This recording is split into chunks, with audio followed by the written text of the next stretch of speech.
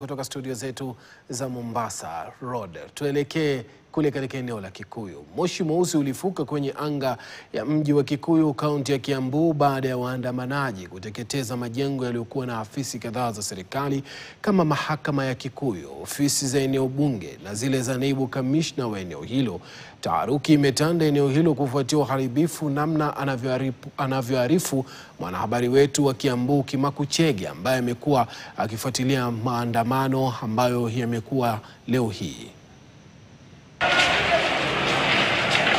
Hili ndilo lililowakuta wakazi wa Kikuyu hii leo: moshi mzito mweusi, milio ya risasi pamoja na vitoza machozi na hali ya sintofahamu.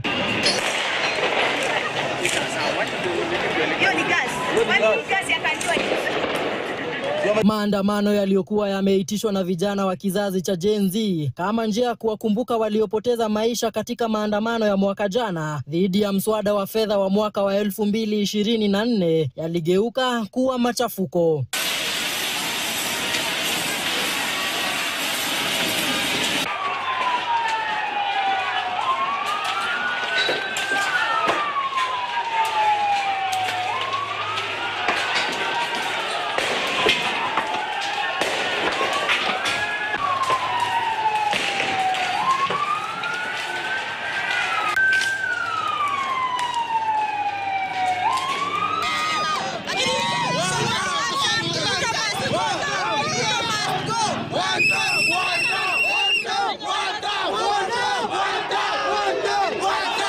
Hatutaki tena vijana kuuliwa, hatutaki vijana kukidnapiwa, hatutaki vijana kuharasiwa.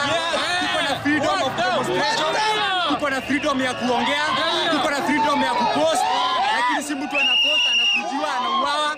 Si kijana anagana mwoga, familia zetu zinatuhitaji. Tuache tukumbuke wenzetu na amani, na wakilete fujo lazima tunarejea.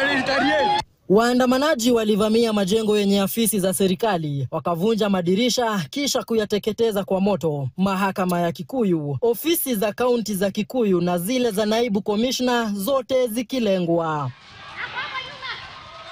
Katika machafuko haya, waandamanaji kadhaa pamoja na baadhi ya askari walijeruhiwa, huku waandamanaji kadhaa wakikamatwa. Kufikia sasa, hakuna ripoti kamili ya majeruhi, huku hali ya taharuki ikiendelea kushuhudiwa.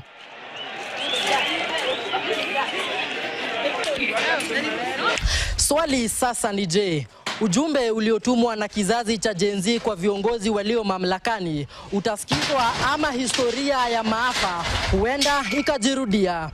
Kimaku Chege, KTN, kaunti ya Kiambu. Kimaku akiuliza kuhusu maafa